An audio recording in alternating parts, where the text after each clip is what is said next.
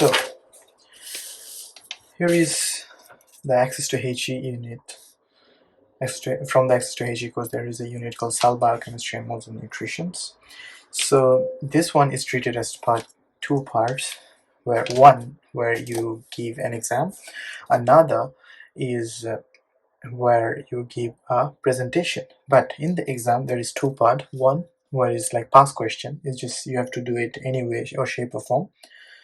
Other, those are merit and distinction questions. So those are going to be part B, and mostly these are going to be the questions at the end of the paper. So here are some idea of questions which I have got, and you can use this template. You can take a screenshot to practice for active recall. And there's the fourth one. The last part is where you will learn the merit and distinction question. You should focus first. In the exam, my advice would be to take the merit and distinction question first, so that you don't struggle for time at the end, because the past question there you get a chance for doing the resubmission. So you want to focus on that, on merit and distinction question at the beginning of your exam. So let's go with some of the module that I have collected, how you go about and answering them. So let's go with the first one, like what is meant by prokaryotic cell. So a prokaryotic cell is a simple small cell lacking a nucleus and a membrane-bound organelles. Examples including bacteria, archaea. So if you're looking for a distinction or a merit, you want to give some example which although they might not want it, but you want to show the examiner that you know. And the same goes with what is meant by the eukaryotic cell. So here's I go about answering it. A eukaryotic cell is a complex cell with a nucleus and membrane-bound organelles found in organisms like plants, animals, fungi, and protists. It has a higher level of organization compared to prokaryotic cells. You might not remember everything that you learn, but try to give the definition and an example which might help. So let's go with specify the main structural features of both the eukaryote and prokaryote cells. So here's how I will go about answering these questions. You want to use some words like as I have used here, in contrast. So you will go with like prokaryotic cells lack a nucleus and membrane-bound organelles, but possess a nucleate region and may have a cell wall. They are smaller in size and have structures like flagella and villi. In contrast, this is the key word, in contrast, that's where the higher marks is coming from. Eukaryotic cells have a nucleus and a membrane-bound organelles, including mitochondria, endoplasmic reticulum, and Golgi apparatus. They are larger and more complex, with a cytoskeleton for support and a cell membrane for regulating movement. These structural differences contribute to the contrasting complexity and organization of prokaryotic and eukaryotic cells. The last line doesn't add any value to your answer because you already answered whatever the question asked you, but the last line actually connect both of these points, as it says that to specify the main structural differences. So let's go with the third one. Briefly describe the benefit of these key structural differences for each type of cells. Prokaryotic cell benefits including efficient replication and division, direct exchange of molecules, structural support from cell walls, and mobility through flagella and villi. Eukaryotic cell benefits arise from the nucleus, protection of genetic material, compartmentalization of organelles for specialized function, larger size accommodating complex structures, cytoskeleton support for shape and transport, and cell membrane regulation of material exchange and environmental interaction. Which might sound a bit of mouth jargon, but if you could memorize it by heart, it will save you a lot of time from explaining things. But you can go about wherever you like, but make sure you add as much of detail as you can for the higher marks. And to connect what we have said, we'll go that this structural difference enables prokaryote cells to rapidly adapt and thrive, while eukaryotic cells exhibit enhanced specialization, complexity regulation for diverse biological processes. You might not want that, but it helps to elevate whatever you have answered. So let's say list of the three significant structural differences between plant cells compared to animal cells. Cell wall, chloroplast, central large vacuole. These are the most common one. Memorize them by heart and just use them. Using the examples you have given above in question 5. So let's say this one. Describe the function of these structures. So whatever we have described here, whatever the part we have chosen, what structural features we have chosen, now we are going to describe it. I don't know where is the question 5 step. The cell wall in plant cells provides structural support and protection. Chloroplast in plant cells conduct photosynthesis, converting sunlight into chemical energy. The central vacuole in plant cells store water, nutrients, and pigments, maintaining Kruger pressure and participating in metabolic processes. These structures enables plant cells to maintain shape, produce energy through photosynthesis, and regulate water balance more efficiently compared to animal cells. The absence of these structures in animal cells reflects their different biological requirements and functions. So in this exam, you also have things like talk about light microscope and electronic microscope. So there might some potential question that you might encounter for light microscope. Explain two disadvantages of using the light microscope. Two disadvantages of light microscope are their limited resolution due to the wavelength of visible light and their restricted magnification capabilities, typically up to 1000x.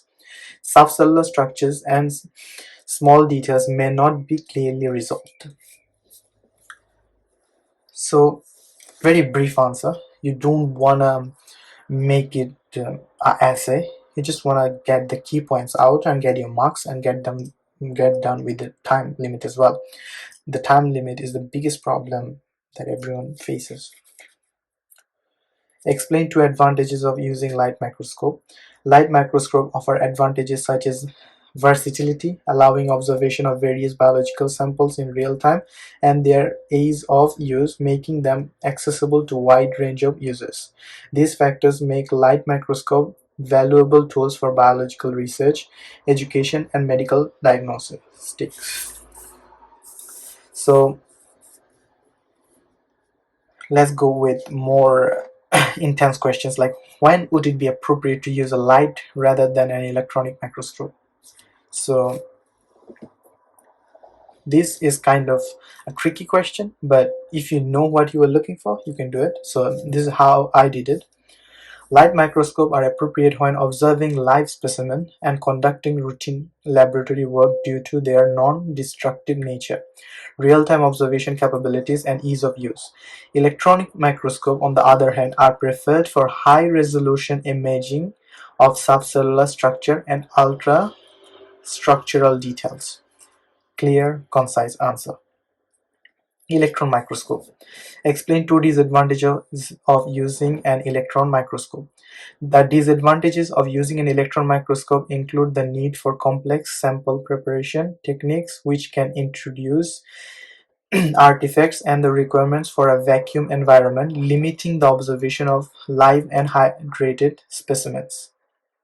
So as we all know, in electronic microscope, we cannot examine a live specimen. It has to be dead. And even if it's alive, we have to kill it in order to examine it, which is kind of sad. So let's go further. Explain two advantages of using an electron microscope. These questions, advantages and disadvantages, they are not fixed to come, but there will be one which is going to ask you about the advantages and disadvantages. The advantages of using an electron microscope include its high resolution, enabling visualization of atomic and near atomic level structure, and its ability to produce detailed imaging of surface typography and internal features. These capabilities make electron microscope essential tool for studying fine details, nanoscales, structure, and wide range of material in various scientific disciplines. Very easy, concise answer. but I do feel it's kind of difficult to remember. But if you're looking for higher grades like distinction and merit, you should spend the time to memorize this in order to get those higher marks. So suggest one instance where it would be more appropriate to use the electron microscope. One instance when it would be more appropriate to use an electron microscope is, here we have basically said I have understood the question, emphasizing that I have taken counter of the question by repeating it, kind of a psychological trick. To use an electron microscope is when studying the ultrastructural details of subcellular components such as organelles, or analyzing nanoscale materials, where high-resolution imaging is crucial for obtaining detailed information that cannot be achieved with a light microscope. So, easy one, go for it. Cells use several mechanisms to transport substance into and out of cells. This is necessary to deal with the wide variety of substances which must be moved across the membrane. Explain how each of the transport method usually work, giving an example in the body for each one. So here's the thing. Here you basically have to use your knowledge and put it into action, basically. So let's go about and looking at it. So first thing is diffusion. Diffusion is the passive movement of molecules from an area of higher concentration to an area of lower concentration. It occurs directly through the lipid bilayer or through protein channel. An example is the diffusion of oxygen from the alveoli in the lungs to the bloodstream, where O2 concentration is lower.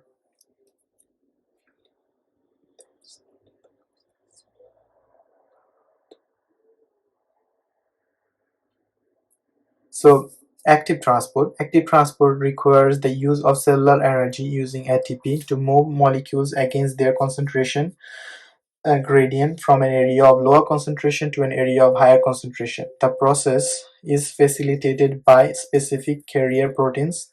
An example is the sodium-potassium pump, which actively transports sodium out of the cell and potassium into the cell, maintaining the electrochemical valence across the cell membrane.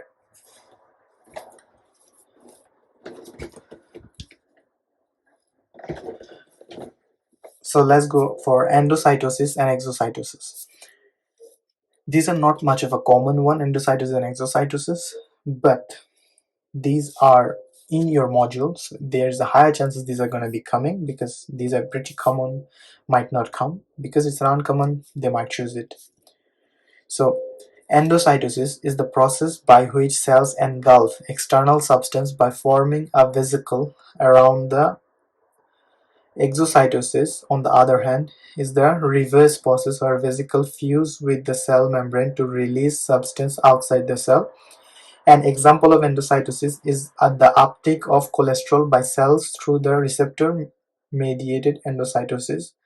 An example of exocytosis is the release of neurotransmitters from nerve cells into the synaptic cleft.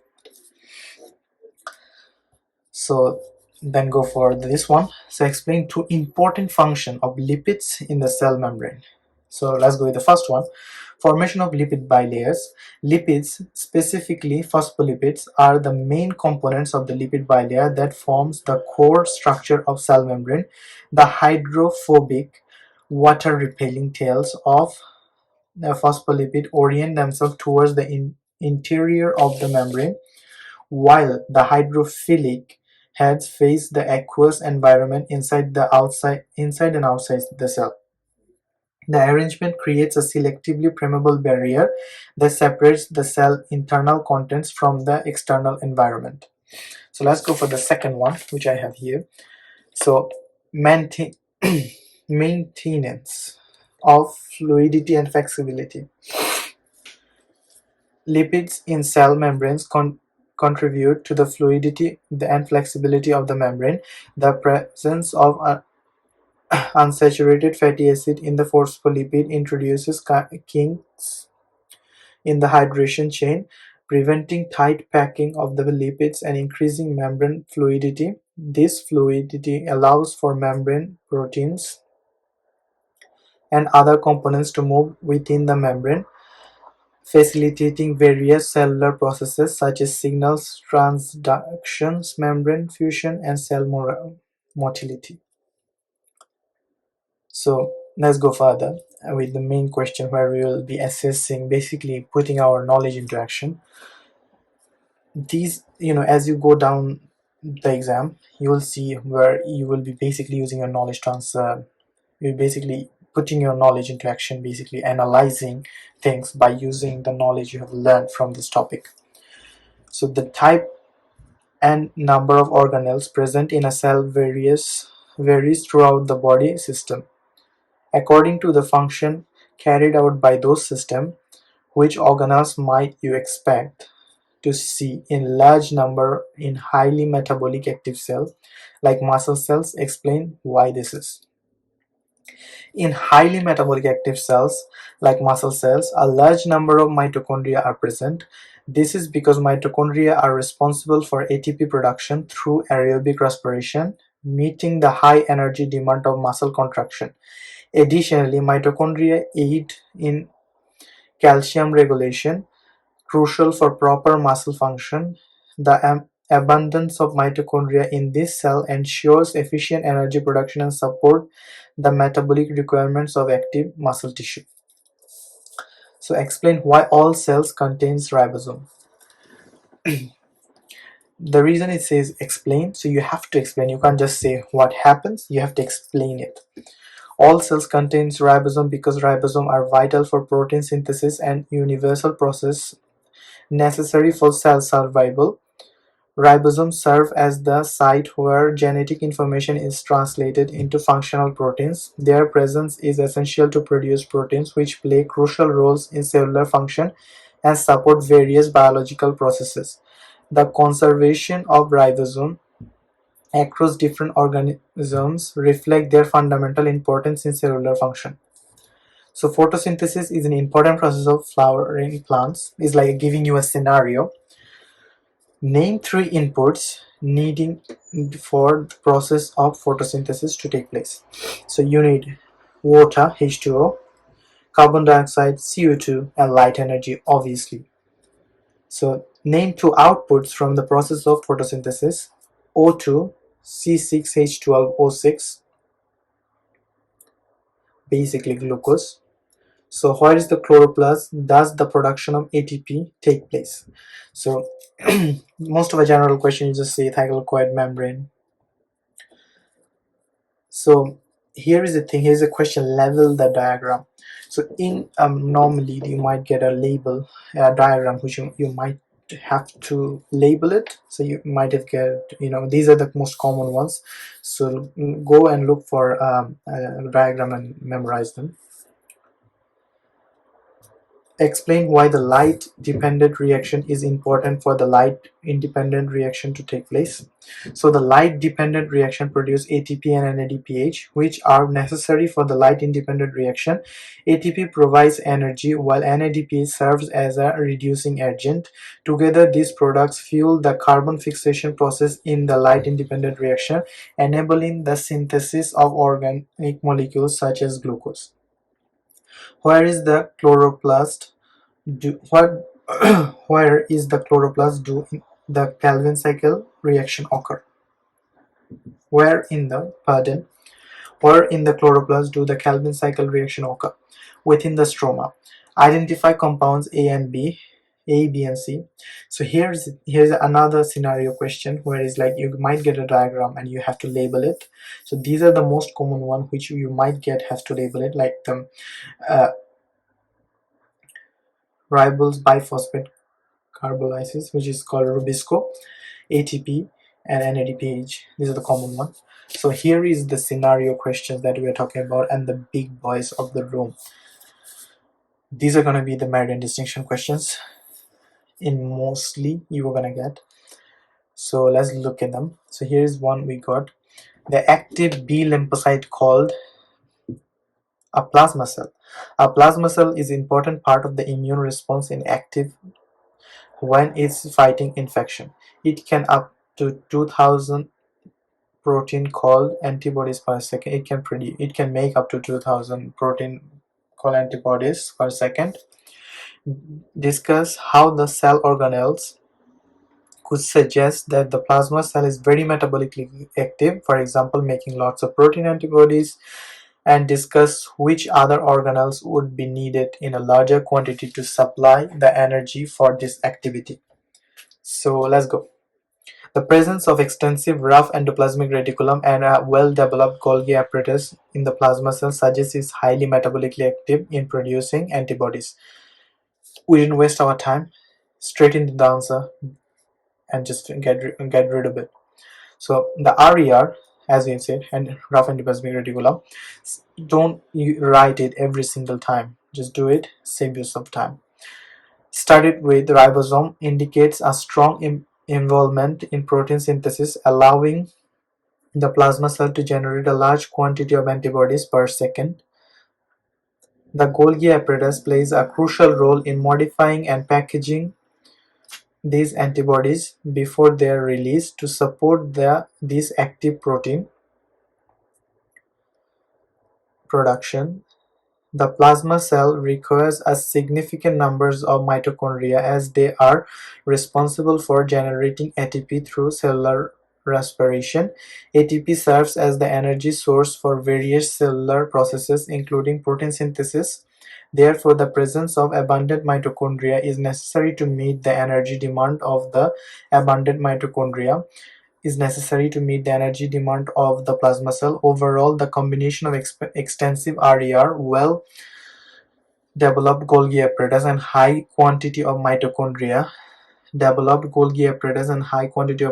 suggests the plasma cell highly metabolically active state, enabling it to efficiently produce a large number of protein antibodies. So here we got the last question of this video. So explain in detail the light dependent stage of photosynthesis, including all stages, input, outputs, etc. During the light dependent stage of photosynthesis, light energy is absorbed by chlorophyll and other pigments in the thylakoid membrane. This energy excites electrons which are passed through photosynthesis 2 and 1, generating a proton gradient and producing ATP through chemiosis. Simultaneously, water molecules are split in releasing electrons, protons, and oxygen. The high energy electrons from photosynthesis are captured by NADP plus along with protons forming NADPH. The overall inputs includes light energy, water, ADP, and inorganic phosphate, while the outputs are ATP, NADPH, and oxygen. These energy-rich molecules, ATP and NADPH, are essential for the light-independent reaction in the chloroplast stroma, where they fuel the conversion of carbon dioxide into organic compounds, supporting the synthesis of glucose and other essential molecules. The light-dependent reaction play a crucial role in harnessing light energy, generating ATP and NADPH, and producing oxygen as a byproduct of water splitting. So here you have it, a complete overview of the topic cell biochemistry and modes of nutrition, and hope you have enjoyed it. And if you have, do subscribe and like this video. Thank you.